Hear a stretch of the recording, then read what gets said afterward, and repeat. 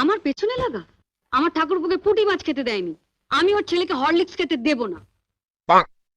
এই পানের বাটাটা টেবিলের উপর রেখে খাটের নিচে একটা প্লাস্টিকের ঝুড়ি আছে, বের কর তো।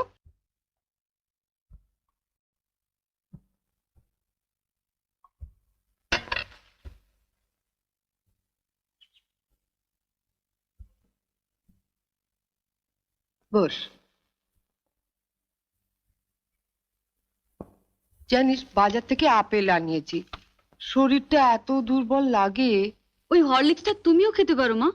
হ্যাঁ, প্রত্যেকদিন রাত্রিরে 1 গ্লাস করে হরলিক্স করে খাবো। হ্যাঁ, আর বানাতে দেবে বৌদিটাকে। তবে একা খেও না মা, বাবাকে একটু দিও। হুম।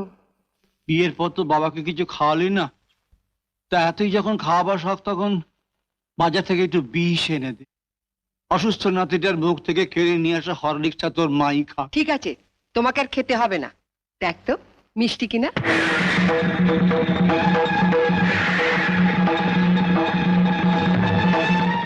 এটা কি হলো? আপনি তো একটু আগে বড়দির ঘরে বলে এলেন মা, যার স্বামী যেমন রোজগার করবে তার ঘরে তেমন খাওয়া দাওয়া হবে। আপনার স্বামী তো মাত্র 150 টাকা পেনশন পায় মা। আপনার যদি এতই ফল খাবার শখ হয় মা, বাবাকে বলুন না রোজগার বাড়াতে।